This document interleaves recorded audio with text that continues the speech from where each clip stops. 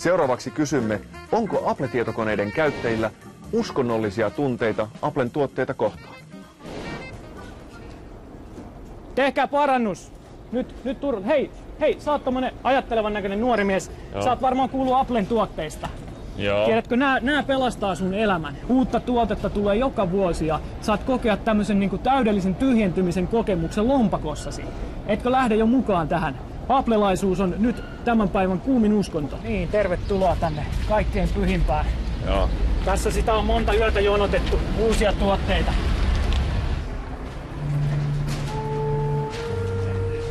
Kokeilepa itse, miten hyvältä se tuntuu. Joo. Hiljentukäämme.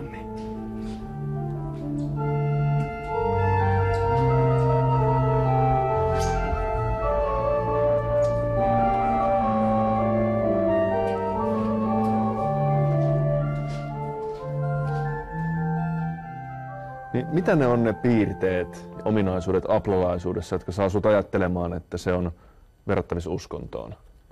Viihde ja teknologia, media on ottanut uskonnon paikkaa ihmisten elämästä. Näiden vehkeiden käyttäjät myös haluaa koko ajan tuputtaa sitä kaikille muille. Ja siinä on just se semmoinen jonkunlainen oma kääntymiskokemus on niin vahva, että wow, Apple 3 vuodessa lanseeraa uusia tilaisuuksia, joissa Steve Jobs esiintyy ja puhuu ja siellä on paljon ihmisiä koolla, sinne jonotetaan ja sitä katsotaan internetin välityksellä eri puolilta maailmaa. Ja tietysti tämä materiaalinen ulottuvuus, Apple Storet-kaupat on erittäin kauniita.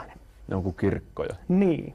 Ensimmäinen Mac-tietokone syntyi Steve Jobsin autotalliin, eli siinä on tämmöinen niin kuin karuista alkeellisista oloista on lähdetty.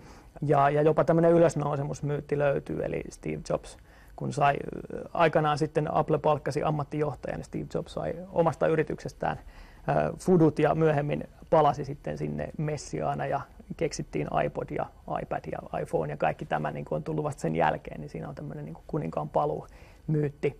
Mulla on tässä tämmöinen vaarallisten uskonlahkojen lista, tämä on Uskontojen uhrien tuki ry:stä otettu ja täällä on tällaisia kohtia, joista voi tarkastaa, että onko uskonlahko vaarallinen. Esimerkiksi että johtaja kautta johtajat ovat aina oikeassa. Hän on arvostelun yläpuolella. Steve Jobs tuntuu olevan tällainen kaveri. Totta.